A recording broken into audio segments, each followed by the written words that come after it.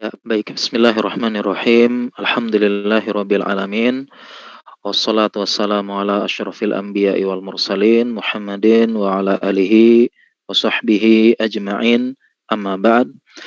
Ya, baik para jamaah sekalian, kaum muslimin dan muslimat, ya, teman-teman yang mengikuti kajian pada malam hari ini. Insya Allah kita akan membahas tema yang mungkin sedang hangat-hangatnya dan saya rasa kita perlu bersama membahasnya, kemudian kita sama-sama mencari solusi dan yang paling penting kita sama-sama menumbuhkan kesadaran dan terus mengedukasi, baik itu edukasi ke arah pemerintah, karena pemerintah juga perlu masukan dari para ahli, dan juga edukasi ke arah masyarakat ya, karena salah satu yang menyebabkan kasus wabah melonjak ini adalah protokol kesehatan ya, protokol kesehatan yang mungkin mulai diremehkan oleh beberapa orang dan masyarakat, dan ini terjadi bukan hanya di Indonesia, terjadi di beberapa negara dunia ya, dan sehingga ada beberapa poin yang terkait dengan melonjaknya wabah ini. Pertama vaksin,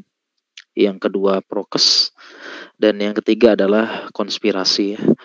Ya, nanti kita akan bahas ya tentang vaksin ya, bagaimana penolakan vaksin, kemudian prokes ya, yang mulai diremehkan, baik itu bisa karena sudah jenuh, capek ya, sudah lelah ya, pakai masker terus, sudah bosen dan sebagainya. Demikian juga dengan konspirasi yang masih berjalan terus ya, konspirasi yang berbagai macam jenisnya dan berbagai macam alirannya konspirasi ya, mulai dari COVID itu nggak ada, COVID itu buatan, ya, COVID itu ya cuma sekedar flu biasa, COVID itu nggak bahaya, COVID itu kerjaannya elit global, ya. Dan nanti kita akan bahas lebih sampai dengan konspirasi yang membawa agama ya, menghancurkan konspirasi, menghancurkan umat Islam, konspirasinya mulai dari konspirasi Yahudi, konspirasi Amerika, dan konspirasi dari terakhir-terakhir ini karena dari Cina komunis begitu ya. Dan nanti ada beberapa poin yang perlu kita jelaskan juga tentang konspirasi ya, bagaimana apa ya, perlu dibedakan antara konspirasi bisnis memanfaatkan vaksin dan dengan konspirasi sains. Ini perlu dibedakan juga. Dan saya sudah menyiapkan slide ya, sekitar hampir 30 slide ini kita siapkan. Dan hanya saja sepertinya ya Mas Rafif, sepertinya kita lebih efektif tanya jawab kayaknya Mas Rafif ya. Kayaknya lebih efektif Ya, ya. boleh Ustaz. Sepertinya ini belum mulai aja udah banyak yang angkat tangan nih pengen nanya ya. Iya Jadi betul. mungkin nanti saya menjelaskan ringkas banget sepertinya nih ya. Nanti lebih banyak penjelasan. Terlebih lagi kalau ingin menjelaskan tuh sebenarnya kita ingin menjelaskan panjang lebar sebenarnya ya. Terlebih misalnya munculnya varian ya, dari alpha, beta, gamma, delta, dari Inggris, dari Afrika, dari Brazil, dari India, terakhir delta. Ya, banyak ya, kemudian apakah tes PCR bisa mendeteksi varian apa enggak, jadi banyak yang menyebar ya, jadi nggak usah tes PCR ya. Kenapa? Karena tidak bisa mendeteksi varian. Terus variannya bagaimana sih? Kemudian juga yang terbaru adalah kenapa di Euro di Hungaria begitu ya, tidak ada protokol kesehatan, stadion penuh, itu kenapa bisa begitu. Sedangkan kita di sini masih disuruh protokol kesehatan, capek ya. Masjid-masjid disuruh kosongkan, masjid-masjid disuruh atur jarak. Mekah dan Madinah begitu juga. Ini kan konspirasi menghancurkan umat Islam begitu ya. Dan masih banyak sepertinya kalau membahas ya, tapi ya demikian, insya Allah mungkin kita akan jelaskan ringkas saja gitu ya. Memang lebih enak kita talkshow, dan memang ini kan talkshow ya Mas Rafif ya, kita berusaha untuk tanya jawab. Baik, mungkin minta tolong di next slide-nya mungkin Mas Rafif. Iya baik ya, jadi teman-teman sekalian, para jamaah kaum muslimin dan masyarakat Indonesia, ya jadi kita sama-sama tahu ya, kasus meningkat ya, kasus meningkat ya, dan ini laporan dari teman-teman dari Kawal Covid saya ambil ya, jadi 13 kasus baru ya. Dan kemudian tidak hanya di sini di Indonesia, di beberapa negara itu terjadi beberapa kali kasus meningkat ya. Berbagai macam gelombang ya, gelombang satu, gelombang dua, gelombang tiga. Dan kalau kita lihat di sini, coba kita perhatikan teman-teman sekalian ya, para jamaah. Kalau kita lihat di sini ya, dan ini juga apa namanya, ini lihat ya, apa namanya, poin, apa namanya, kurva ini, lihat kasus meningkat, coba kita lihat di bulan Januari, ya, di bulan naiknya mulai Desember, kemudian di bulan Januari ini mulai naik, ya, dia mulai mulai naik kasusnya, ya. Kenapa bisa meningkat di bulan Desember dan bulan Januari? Kenapa? Karena saat itu adalah liburan, ya, liburan akhir tahun. Ya, dan kita sama-sama ketahui yang namanya wabah ini itu menular cepat dengan daerah yang penduduknya sangat padat dan transportasinya sangat mobile. Karena wabah itu yang bergerak orangnya, bukan virusnya. Ya, ini terjadi, ya, meningkat. Dan ini pun yang saya alami langsung, ya, di laboratorium COVID kita. Ya, jadi saya ingat itu, di akhir pekan itu, ya, sekitar, saya sangat ingat di bulan Desember Januari ini meningkat. Ya, saat itu sampel yang masuk di kita di sekitar bulan Desember dan Januari ini, sampel yang masuk di kita itu sangat banyak sekali, dan positif juga banyak juga, ya. Saat itu saya sampai jamak sholat waktu itu, ya, sampai jamak sholat, ya, karena kita di lab, ya, kita pakai pakaian APD level 3. Ya, waktu sampai sangat banyak, ya, beberapa teman kita jamak sholat karena sampelnya banyak banget waktu itu. Ya, jadi meningkat, ya. Nah kemudian, oleh karena itulah, kenapa, ya, jadi kenapa ada anjuran jangan mudik, ya, jangan apa itu bukan apa ya, bukan istilahnya, bukan konspirasi, bukan apa ya, ini pemerintah begini, enggak, ini memang ada alasannya secara, sains dan secara fakta di lapangan. Ya, sehingga kalau ingin mencari pendapat, cari pendapat teman-teman yang ada di lapangan, bukan dari mereka yang nggak pernah turun di lapangan, tiba-tiba ngobrol tentang vaksin, tiba-tiba ngobrol tentang ini, ya. Dan mohon maaf sekali ada juga yang mengaku ahli ahli virus, padahal nggak pernah turun, nggak pernah pegang lab, nggak pernah lihat virusnya, nggak pernah ekstraksi DNA-nya begitu, dan ada yang demikian begitu. Nah, kemudian kita lihat sekarang, ya, kurvanya tiba-tiba kok naik lagi, ya. Naik lagi di bulan Mei dan Juni, kita lihat, ya, bulan Juni ini mulai naik lagi, mulai meningkat, dan tidak hanya itu, ya, kita melihat berita ini, mohon maaf, ya, mohon maaf sekali lagi, kasus meningkat ini diiringi dengan, berita meninggal, ya, meninggal, dan di grup WhatsApp itu saya mendapat berita teman saya, orang tuanya meninggal, kemudian ini mertuanya meninggal, kemudian ini meninggal, ya. Kemudian, selama musim wabah ini kita banyak kehilangan tokoh-tokoh yang tidak terjadi di sebelum musim wabah, ya. Jadi banyak yang meninggal seperti itu, yang meninggal, dan ini kita lihat bulan Juni, Mei mulai naik dan Juni naik, dan kita lihat, ini mulai menurun, ya. Mulai menurun, alhamdulillah, apa namanya, terjadi, ya, mulai menurunnya, dan itu ketika mulai apa namanya, mulai dilakukan vaksinasi.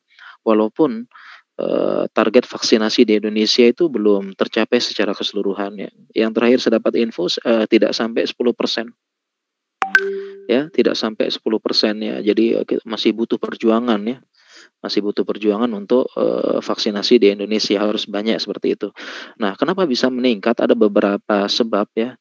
Jadi yang pertama adalah, ya, ini sudah lelah, sudah capek dengan protokol kesehatan seperti itu, ya. Sudah lelah dengan protokol kesehatan, dan kemudian yang kedua adalah, ketika sudah vaksin, masih masih apa ya, masih ini, masih pengen bebas gitu, ya. Setelah vaksin merasa sudah kebal, padahal enggak, ya, padahal tidak.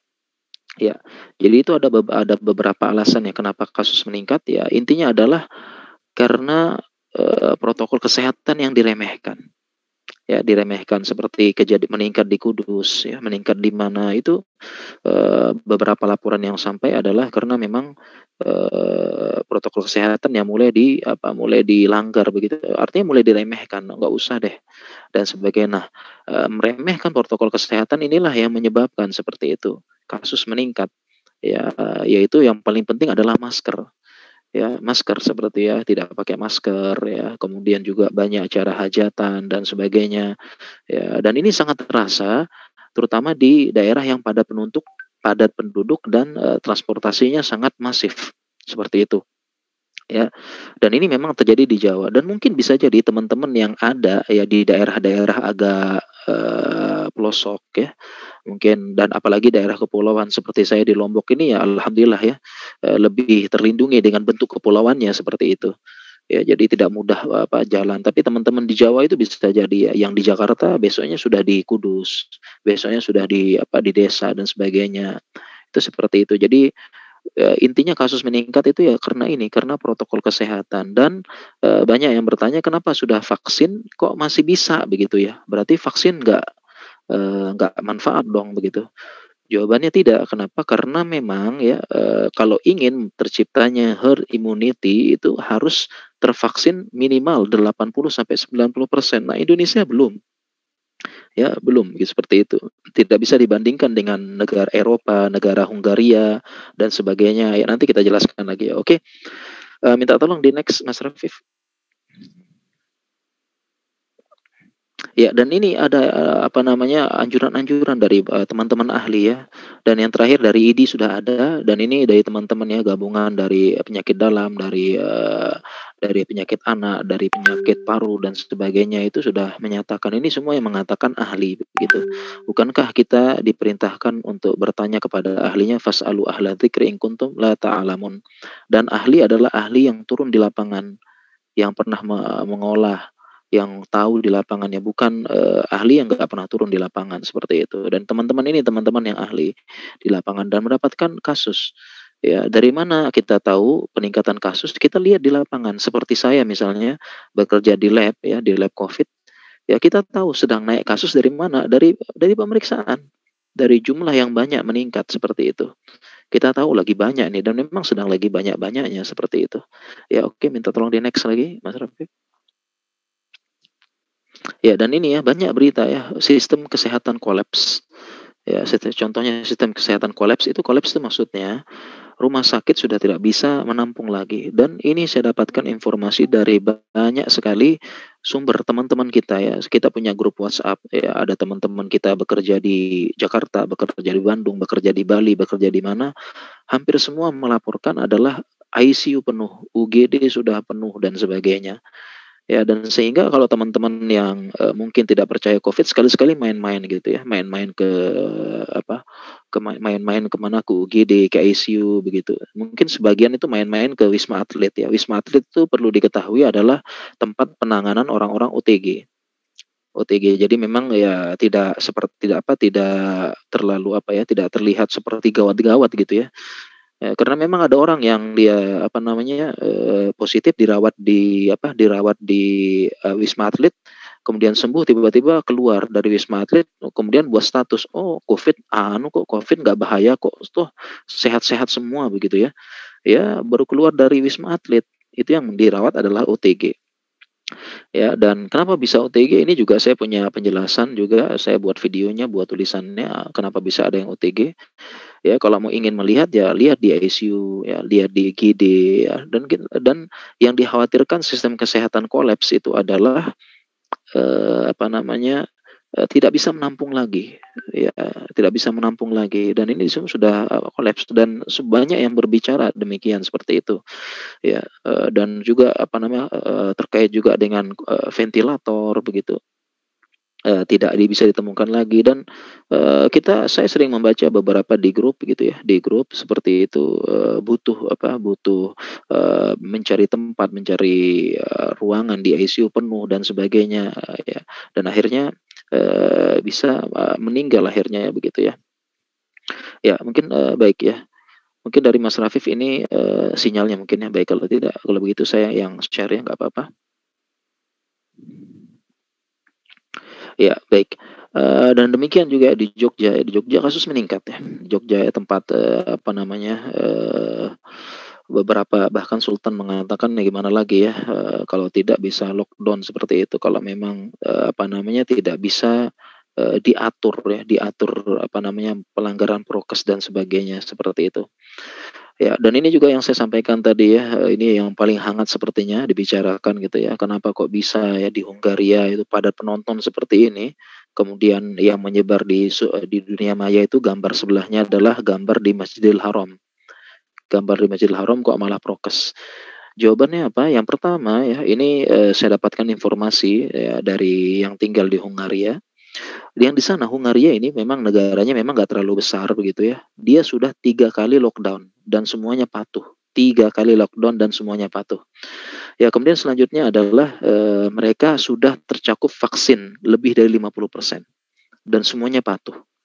Ya kemudian selanjutnya adalah ketika masuk di stadium ini mereka dites semuanya. Dites ya harus punya PCR negatif baru bisa masuk seperti itu. Nah, kalau pemerintahnya kompak, rakyatnya kompak, sama-sama patuh dua-duanya, pemerintah membuat kebijakan yang bagus dan pemerintah dan rakyatnya bisa diatur, ya artinya tidak apa namanya tidak apa ada yang tidak mau divaksin, ada yang PCR ngapain ya, nanti di COVID kan ya. Ini insya Allah bisa seperti ini. Ya dan harapannya kita berdoa mudah-mudahan Indonesia bisa seperti ini begitu semuanya. Jadi jangan saling menyalahkan begitu ya. Ya pemerintahnya sih kayak begitu ya. Ya rakyatnya juga sama kok begitu ya. Jadi jangan menyalahkan. Harusnya kita saling-saling memberikan contoh begitu. Ya kalau saling menyalahkan terus bagaimana seperti itu ya. Nah, jadi itu bukan konspirasi dan sebagainya. Nah, ini new normal kita sudah sama-sama tahu ya. Intinya ya cuci tangan, masker, ya cek suhu dan yang paling penting dari semua ini yang paling penting adalah menggunakan masker.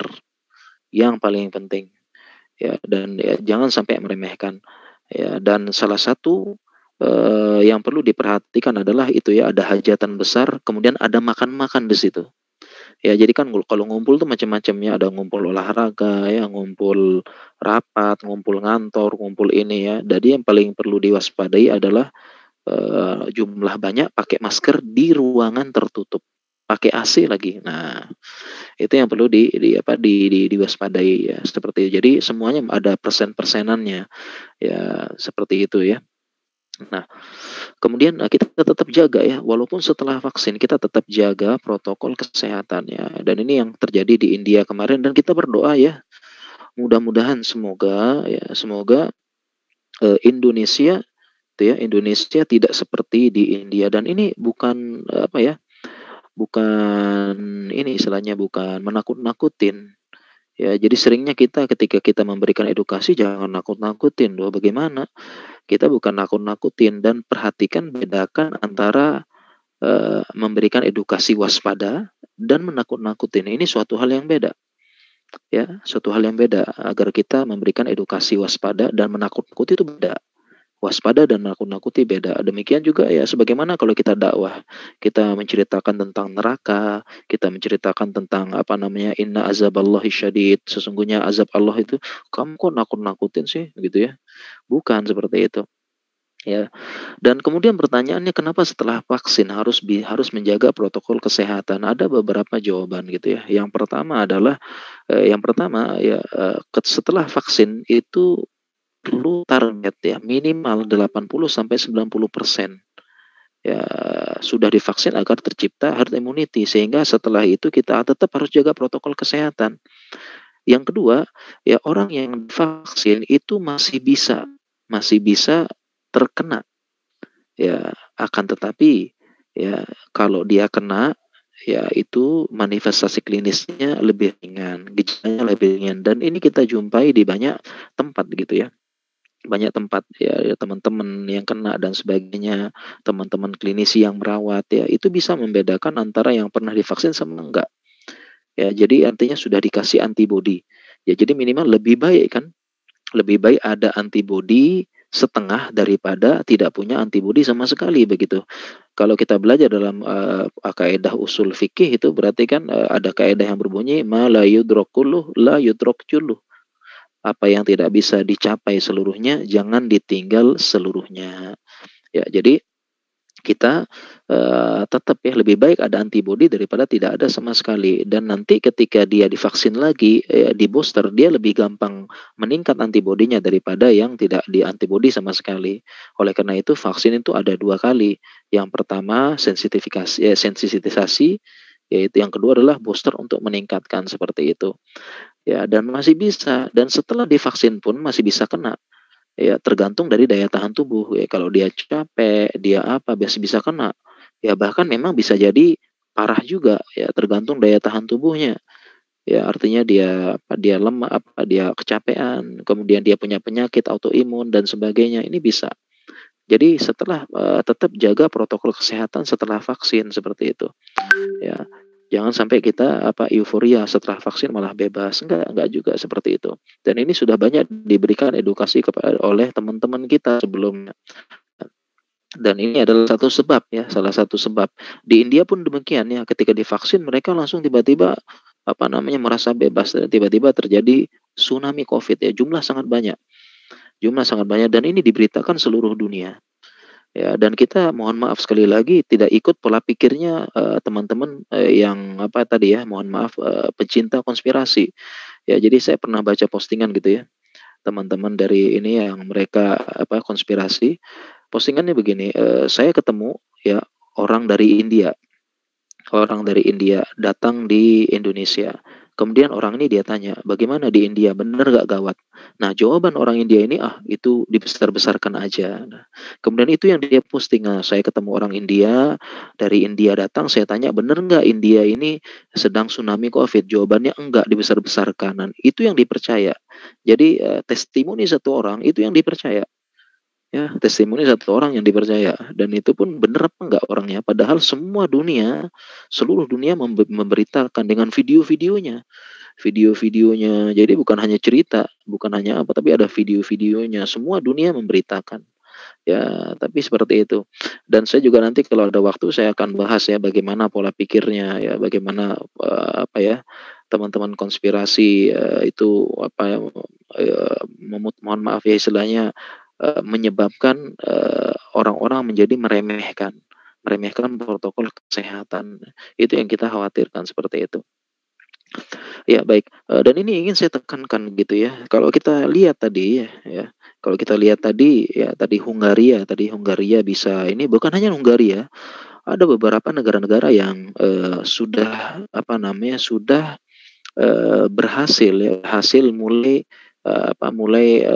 tidak seperti seketat kita lockdown dan sebagainya. Seperti setahu saya Taiwan, setahu saya New Zealand dan bahkan Cina pun mereka pun sudah mulai seperti itu. Ya, itu bukan artinya permainan politik ya atau konspirasi lagi begitu ya. Lihat Cina saja sekarang sudah bebas tuh. Ya, mereka yang buat mereka yang bebas begitu. Ini kan konspirasi, bukan demikian. Ya, ini tergantung dari uh, intinya adalah kesadaran kita bersama antara social distancing, lockdown dan sebagainya. Dan uh, kami ingin menekankan bahwasanya gitu ya. Saya sampai buat tulisan bahwasanya konsep social distancing, kemudian lockdown untuk kemudian menghindari bersalaman sementara itu adalah konsep Islam. Ya, jadi seharusnya kaum muslimin itu yang paling berhak dan paling bersemangat untuk melaksanakan social distancing, lockdown, menghindari bersalaman sementara ya karena Islam mengajarkan seperti itu. Ya, Islam mengajarkan harusnya yang paling utama, paling semangat. Ya, terlebih kalau memang ada anjuran dari pemerintah, maka kaum muslimin dan akidah Ahlussunnah mengatakan kita harus taat. Ya, kita harus taat kepada pemerintah kita. Ya, dan tentunya selama pemerintah kita memberikan arahan yang mubah saja, yang mubah dan tidak bertentangan dengan syariat, kita harus taat. Apalagi ya yang perintah tersebut, anjuran tersebut yang bermanfaat. Dan ini kan akidah Ahlussunnah. Ya, kalau pemerintah ya memerintahkan kita untuk melanggar syariat ya jangan ditaati, bukannya pasrah. Ya, sebagaimana sebagian orang mengatakan ya udah walaupun wa indoraba zohrok, kalau dipukul punggungnya udah taat saja sama pemerintah, apapun yang dilakukan pemerintah taat. Bukan begitu juga. Karena kita punya kaidah la ta'ata li makhlukin fi maksiatil khaliq. Tidak ada ketaatan kepada makhluk dalam rangka bermaksiat kepada khalik. Ya, jadi demikian. Jadi dan alhamdulillah pemerintah kita juga memberikan anjuran secara umum tentang social distancing, kemudian kalau lockdown mungkin sampai PKBM gitu ya, pembatasan kegiatan berskala mikro, itu ya semi lockdown lah seperti itu. Dan minimal sikap resmi pemerintah kita demikian ya. Adapun kalau memang rakyat dan pemerintah ya, misalnya pemerintah ini itu kan itunya itu kan perbuatan sebagian orang begitu. Tapi sikap resmi pemerintah kita itu kan menganjurkan ya prokes, social distancing ya. Kemudian juga ada beberapa kalanya lockdown ya, walaupun masih berskala mikro itu ya, PKBM itu ya. Jadi minimal itu kan sikap resmi pemerintah kita ya. Dan bisa jadi memang ya itu kan ada pejabat yang begitu, pejabat buat acara begini-begini ya, itu kan ulah apa ya, itu oknum begitu. Dan kita pun jangan sampai jadi alasan.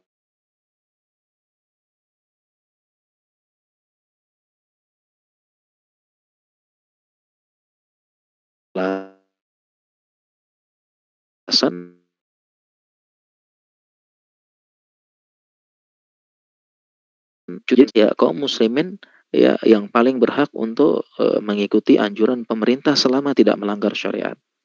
Ya, kemudian kaum muslimin yang paling utama melakukan social distancing, lockdown, bahkan ada syariatnya menghindari salaman sementara. Ini saya buat tulisannya. Yang pertama, ada konsep social distancing dalam Islam. Ya, ini ada sejarah yang panjang, saya ringkas saja. Saya ringkas. Intinya, ya pernah terjadi wabah besar-besaran di Syam di zaman sahabat. Saat itu gubernurnya adalah Umar bin Khattab. Mohon maaf, khalifahnya adalah Umar bin Khattab dan yang menjadi gubernur adalah Abu Ubaidah bin Jarrah. Ringkasnya, dua sahabat meninggal. Gubernur pertama Abu Ubaidah bin Jarrah meninggal karena wabah. Naiklah Mu'adz bin Jabal, gubernur kedua menggantikan beliau, meninggal juga karena wabah. Akhirnya naiklah gubernur ketiga Amr bin As. Dan Amr bin As ini setelah memperhatikan, melihat-lihat, dan beliau sahabat yang cerdas. Memperhatikan, melihat-lihat, akhirnya beliau pun memerintahkan agar kaum muslimin berpencar. Pergi tinggal ke gunung-gunung saling menjauh satu sama lain. Dan beliau pun berkata, ayuhan nasa inna hadal wajah idza waqa'a fa inna ma yashta'ilu isti'alan nar fatajabbalu minhu fil jibal. Wahai manusia, wabah ini seperti api yang menyala. Ya, semakin dahsyat kalau bahan bakarnya berkumpul. Nah, hendaklah kalian menyebar ke gunung-gunung. Ya, jadi beliau memisalkan wabah ini seperti api dan bahan bakarnya ini manusia. Selama manusianya ngumpul, ya wabahnya ya wabahnya ya muter-muter terus begitu. Ya, tapi kalau ada kumpulan kayu apinya dibuang dilempar ya, dipisahkan ke sana, maka apinya akan mati. Maka para rakyat di Syam saat itu ya, itu mereka mematuhi perintah Amr bin As, mereka pun tinggal di gunung-gunung untuk sementara menyebar, dan akhirnya wabah di zamannya Amr bin As itu akhirnya mereda. Dan tentunya di zaman kita ini ya tidak mungkin ya kita kita menyebar ke gunung meninggalkan rumah kita, tetapi minimal ini konsep social distancing ya, agar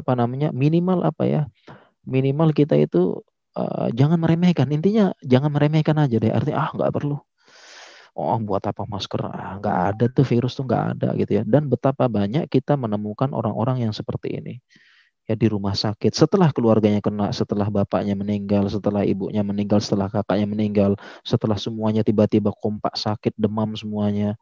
Ya, akhirnya betapa banyak kita menemukan di rumah sakit, akhirnya menyesal, ya dulu saya meremehkan, dulu saya begini betapa banyak, ya betapa banyak. Dan memang semuanya itu ya di rumah sakit seperti itu ya. Di rumah sakit kita menjumpai semuanya di rumah sakit ya, dan kita yang menemukan. Sebagaimana saya buat permisalan ya tentang rokok, banyak ya dibilang rokok menyebabkan kanker, rokok menyebabkan mandul, rokok begini dan sebagainya. Coba kita lihat apa yang dilakukan perokok. Nggak ada, bohong. Nggak ada, saya rokok terus kuat begini, saya rokok itu semuanya katanya perokok. Ya, tapi dari mana kita tahu? Karena mereka semua datang ke dokter. Ya, datang ke dokter, tidak memberitahu yang lain. Ya, contoh pernah ada yang langsung ngaku ke saya. Ya, saya dok, saya impoten. Ya, saya impoten. Kenapa? Saya perokok berat. Dia ngaku. Ya, mengaku. Nah, ini impoten, kita periksa impoten. karena perokok berat. Dia ngaku sama kita. Dan yang seperti ini nggak mungkin kita kasih tahu keluar begitu ya. Mana sih kok nggak ada buktinya orang yang impoten ngerokok nggak ada gitu ya. Mana jadi lemah syahwat nggak ada buktinya, bohong semua ini konspirasi aja gitu ya. Ya, memang kalian nggak lihat, tapi yang menghadapi adalah yang di lapangan seperti kita ya, dokter yang dicurhatkan, ya dicurhati jadi lemah syahwat ya jadi apa, jadi impoten, bahkan paru-parunya sudah hancur dan sebagainya seperti itu. Ya, ya, oke. Dan kemudian demikian ada konsep lockdown, karantina wilayah ya. Kalau tidak bisa lockdown total, minimal tadi ya itu sudah termasuk ya pembatasan kegiatan berskala mikro itu sudah ya sudah mendekati. Ini konsepnya sama. Konsepnya sama. Dan ini hadis. Idza sami'tum ta'una bi ardin, apabila kalian mendengar wabah di suatu daerah, fala tadkhuluha, jangan masuk. Wa idza waqa'a bi ardin wa antum fiha fala takhruju minha. Apabila kalian terjadi wabah di daerah kalian, jangan keluar. Ini kan konsep ya lockdown gitu. Islam hadis. Sabda Nabi Shallallahu Alaihi Wasallam.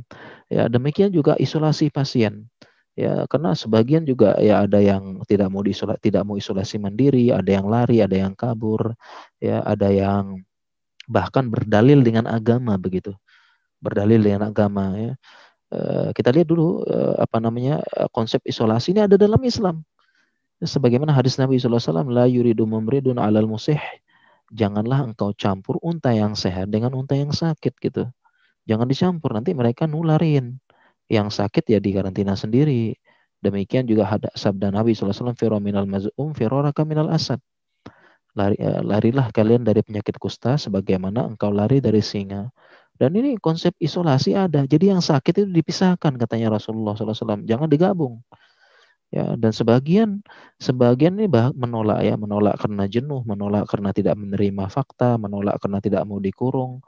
Dan mohon maaf ini mohon maaf sekali yang agak ironis, menolak karena bawa agama, yaitu apa, dia mengatakan dalam Islam nggak ada penyakit menular katanya, berdasarkan hadis la adwa walati rota, tidak ada penyakit menular dan tidak ada penyakit sial. La adwa, tidak ada penyakit menular katanya, padahal yang pertama hadis ini dijelaskan oleh para ulama, memang zohirnya hadis itu adalah tidak ada penyakit menular, terjemahlah terleknya. Tetapi kita lihat dong syarah ulamanya. Apa yang dimaksud dengan tidak menular? Dan saya punya tulisannya ini, saya jelaskan dengan penjelasan ulama. Maksudnya adalah tidak ada penyakit yang menular dengan sendirinya. Ya, yaitu keyakinan orang Quraisy saat itu, orang kafir Quraisy, bahwasanya tidak ada yang bisa mengatur. Tidak ada yang bisa mengatur. Ya, tidak bisa menular dengan sendirinya seperti itu.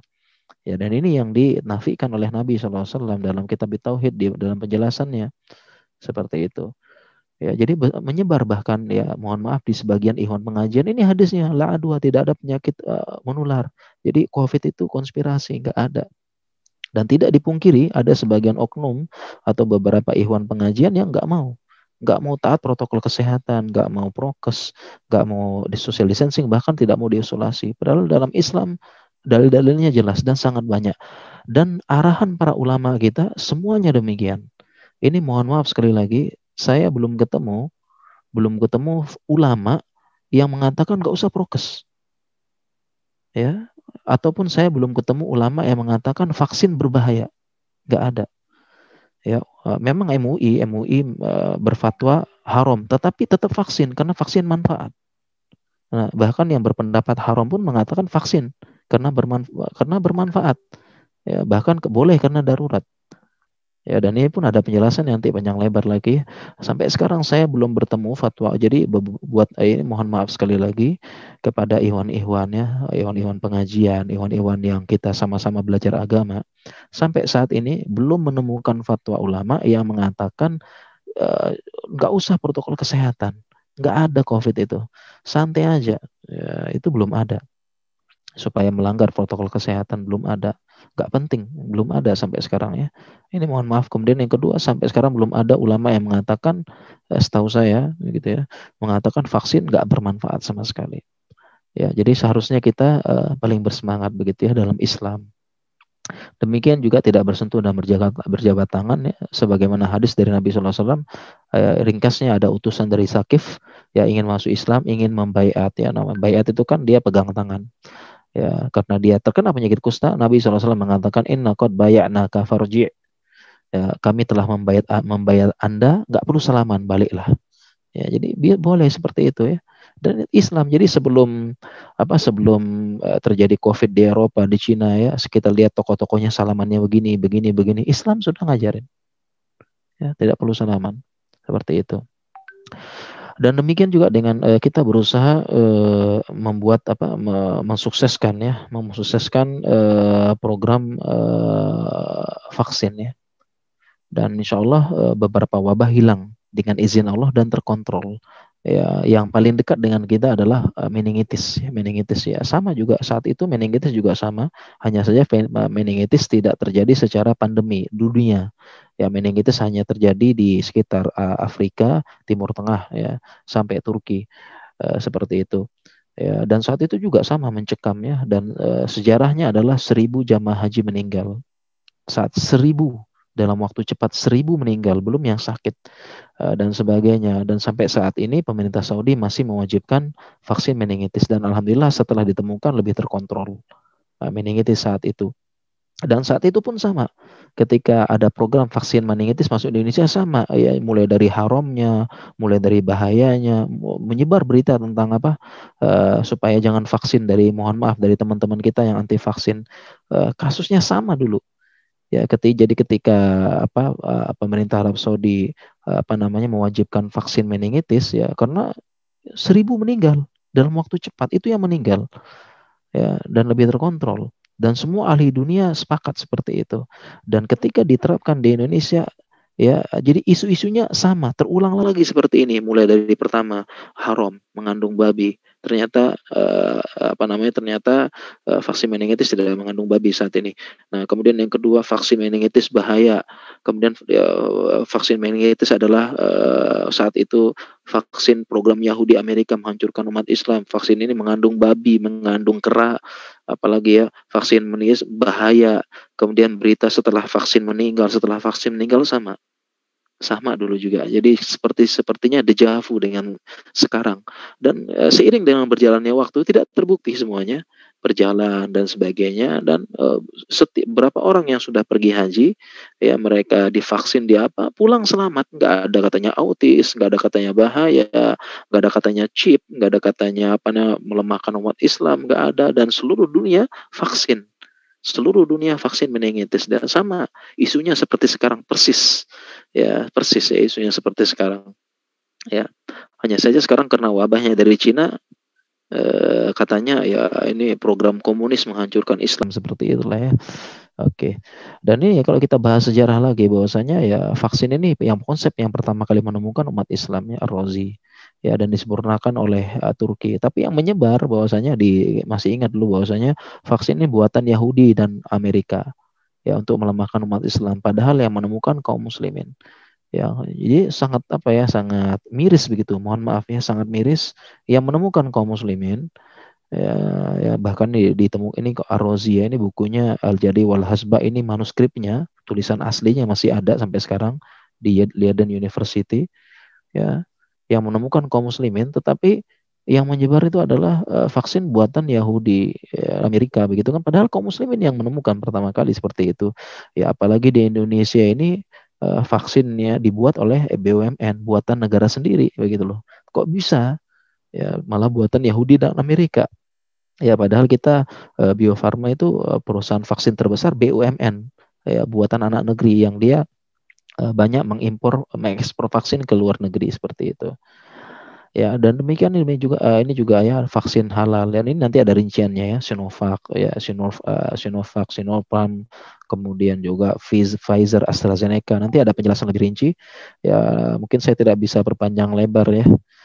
Ya, dan ini fatwa-fatwa ulama sangat banyak ya, bermanfaat ya, ayo vaksin ya, dari beberapa ulama ya, dari Malaysia ya. Dan ini kemudian ini ya, sedikit aja sebelum kita ke tanya jawab ya, kayaknya lebih seru tanya jawab nih ya. Saya sampai buat tulisan banyak ya tentang konspirasi ya, untuk mengkonter tulisan yang tidak benar ya dari berita, dari apa dan sebagainya, untuk meluruskan aja. Karena mohon maaf, karena ada juga yang mengatakan COVID konspirasi dan bawa-bawa agama. Dan ini saya buat tulisan, ini tulisan sudah setahun yang lalu ya, kurang lebih 2020, sudah setahun tulisan ini. Ya, ada penjelasan ulama tentang konspirasi wabah. Saya jelaskan, ya saya terjemahkan fatwa-fatwa ulama tentang wabah yang mengatakan ya, jadi ada yang dunia sedang mengeluh karena wabah, banyak yang meninggal ya. Banyak yang meninggal karena wabah, karena COVID ini. Ya, saya punya keluarga ada yang meninggal juga.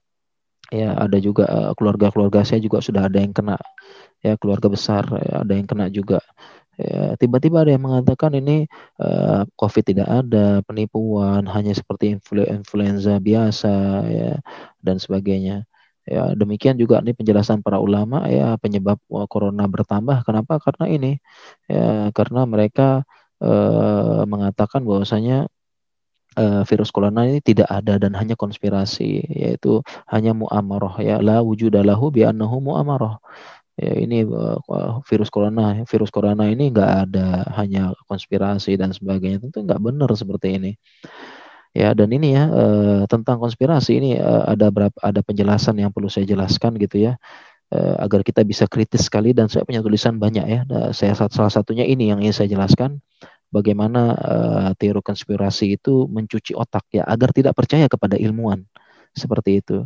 Ya, jadi ilmuwan banyak saat itu ya, ilmuwan mengatakan kita screening dengan antibody, oh antibody nggak rapid antibody nggak bermanfaat gitu ya, padahal bermanfaat. Karena bedakan antara screening dan diagnosis. Ini beda, tapi memang nggak bermanfaat ya. Demikian juga PCR, PCR nggak bermanfaat, nggak ini.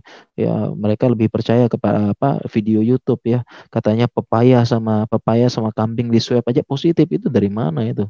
Ya, yang dipercaya omongan-omongan yang di YouTube. Ya, padahal ini terbukti di lapangan. Kita bisa jelaskan step by stepnya. Pemeriksaan PCR gen mana yang dideteksi, apa itu nilai CT, apa itu ekstraksi, apa itu pemurnian, apa itu isolasi, itu kita bisa jelaskan secara rinci. Kalau mereka pun bisa menangkap gitu. Ya, kita jelaskan begini, begini, gini seperti itu ya. Ya, dan banyak sekali ya terkait apa namanya, bagaimana supaya tidak percaya dengan ilmuwan. Ya, tidak percaya dengan tidak percaya dengan tesnya, tidak percaya dengan vaksin, ya tidak percaya dengan ini dan sebagainya. Banyak berita, dan teori konspirasi sangat banyak, karena ya ada yang begini, ada yang begini, ada yang pertama ada yang mengatakan virus nggak ada, yang mengatakan virusnya ada tapi nggak bahaya, ada yang mengatakan virusnya itu seperti flu biasa. Ya, ada yang mengatakan begini. Kenapa terlalu banyak versi konspirasi? Karena mereka pun main comot. Ya, sana sini, sana sini, sana sini. Ya, akhirnya terlalu banyak teori. Ya, mereka pun saling bertentangan. Ya, sampai virusnya dibuat di lab, ya, dibuat ada chip, ya, ada chip di vaksin. Itu sebenarnya secara logika sederhana, chip di vaksin itu bagaimana? Ya, gampang ya. Jadi karena video-video saja begitu. Jadi sebenarnya sangat mudah ya. Intinya adalah fas'alu ahla dzikri in kuntum la ta'lamun. Kalau ada informasi terkait ini, jangan langsung percaya, jangan langsung sebar. Tanya dulu kepada ahlinya. Jangan langsung percaya dan jangan langsung sebar. Ya, kita diperintahkan bertanya kepada ahlinya, dan ahlinya juga, definisi ahli juga kita lihat. Ahli adalah yang mempelajari secara spesifik dan turun di lapangan. Kalau sekedar dokter umum, ini mohon maaf ya, ada dokter umum berkata begini, nggak pernah turun ke lapangan, nggak pernah merawat pasien, tidak pernah melihat virusnya. Kemudian bertentangan ucapannya dengan yang ahli yang turun di lapangan, yang turun di lab. Ya, tentu kita lihat yang ahli, begitulah, seperti itu. Nah, jadi yang pertama kita perhatikan, yang pertama mungkin kesalahan pemerintah, membuat tidak percaya dengan pemerintah. Ya, mengungkit ada konspirasi bisnis militer ya, dan menggiring tidak percaya kepada ilmuwan ya. Padahal kita perlu bedakan antara konspirasi bisnis memanfaatkan wabah dengan konspirasi sains. Ini beda. Kalau konspirasi sains nggak ada, ilmuwan nggak ada yang berbohong. Mereka seandainya pun ada yang berbohong, itu oknum dan bisa dilacak. Ya, bisa dilacak dia, kalau dia mengatakan ini, mana jurnal ilmiahnya, mana penelitiannya, kita bisa lacak. Ya, jadi mereka mencampur adukan. Kalau konspirasi bisnis militer memanfaatkan wabah, iya itu ada. Itu kan, tapi kalau wabahnya ilmunya benar begitu. Ya, contohnya misalnya wabah. Kemudian tiba-tiba penjualan sepeda naik. Nah, ini juga memanfaatkan wabah begitu kan. Harga sepeda mahal naik sama. Ya begitu juga ada yang korupsi bansos apa dan sebagainya, itu beda. Korupsi ya korupsi, tapi kalau wabahnya COVID tetap ada. Wabah COVID ada, kemudian pemeriksaannya valid, begini, pasien di rumah sakit ada, itu beda, jangan digabungkan. Jadi jangan sampai itu apa namanya apa istilahnya dikorupsi dananya begini-begini itu itu hanya konspirasi aja supaya bisa korupsi dana. Wabahnya nggak ada, wabah dibuat-buat supaya bisa turun dananya, dikorupsi. Bukan begitu pemikirannya. Ya, jadi tidak benar seperti itu. Ya, dan sikap kita dengan pemerintah ya, kalau pemerintah benar kita ikuti, dukung. Tapi kalau pemerintah salah jangan didukung, jangan menjilat. Ya, tapi dinasehati dengan cara yang baik dan cara yang benar yang diatur oleh syariat. Menasehati pemerintah juga harus sesuai dengan cara syariat seperti itu. Ya. Jadi ini ya, mereka berusaha seperti itu mencampur adukkan antara konspirasi bisnis dan konspirasi sains. Ini suatu hal yang tentu berbeda seperti itu. Akhirnya nggak percaya. Kemudian yang selanjutnya adalah mereka mengusung pendapat ilmuwan yang nyeleneh. Ya, jadi ada ilmuwan yang menyeleneh. Jadi bisa jadi ya yang namanya setiap profesi pasti ada oknumnya dan pasti ada yang nyeleneh atau dalam ilmu hadis disebut dengan syadz. Ya, dia bawa pemahaman yang syadz. Ya pasti ada. Ya contohnya ya, dokter merokok ada nggak? Ada dokter merokok. Tapi apakah kita mengatakan tuh dokter ngerokok? Ya dia bilang ada dokter ngerokok, saya ngerokok aman-aman aja tuh. Dokter aja ngerokok mengatakan dia nggak sakit-sakit. Nah, apakah kita mengatakan rokok aman nggak? Ya, jadi demikian mengusung pendapat. Jadi ada ilmuwan yang kita lihat secara sainsnya bermasalah juga, itu yang diungkit-ungkit. Jadi pendapat oknum ilmuwan yang nyeleneh ini yang diangkat-angkat. Atau bukan ilmuwan tapi ngaku-ngaku ilmuwan. Ya, misalnya dokter hewannya nggak pernah pegang sama sekali, nggak pernah lihat pasiennya, tiba-tiba ngomong banyak tentang COVID, begini. Padahal dia nggak pernah ngerawat sama sekali, nggak pernah apa. Ini bisa jadi. Ya, ini seperti itu. Jadi menyebar seperti itu. Dan yang cara ketiga, mohon maaf sekali lagi, ini membawa-bawa nama agama. Ya, seperti itu ya, konspirasi vaksin ya. Yahudi menghancurkan umat Islam, komunis menghancurkan. Ya, dan ini terjadi di semua tempat. Ya, misalnya di India, ini vaksin ini konspirasi menghancurkan umat Hindu. Ya, karena vaksin pakai enzim babi, jangan mau divaksin. Ya, karena vaksin pakai enzim babi. Ya, di barat juga demikian. Ini islamisasi pakai label halal dan sebagainya seperti itu. Dan cara keempat adalah mengungkit-ungkit ilmuwan yang berajaran dengan Islam. Lalu mengeneralisir semua ilmuwan itu anti-Islam. Ya, seperti itu. Contoh misalnya ya membawa-bawa tentang Darwin dengan teori evolusi atau teori Big Bang. Nah, jadi ya saya ulangi sekali lagi, mengungkit-ungkit ilmuwan yang bertentangan dengan ajaran Islam. Lalu mengeneralisir semua ilmuwan anti-Islam. Ya, jadi saya pernah membuat begini-begini ya tentang virus, dijelaskan begini-begini. Ya, tiba-tiba langsung berarti Anda percaya seperti Darwin ya.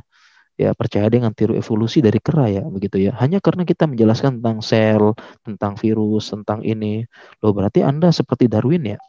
Percaya teori evolusi. Berarti Anda percaya manusia dari kera ya. Nah, seperti itu. Jadi digiring mengeneralisir seperti itu, gitu cara-caranya supaya tidak percaya. Demikian juga dengan NASA, berarti Anda ini yang begini dan sebagainya. Oke ya, mungkin demikian mungkin ya, Masya Allah ya, pengennya ringkas tapi 1 jam juga kurang lebih begitu ya.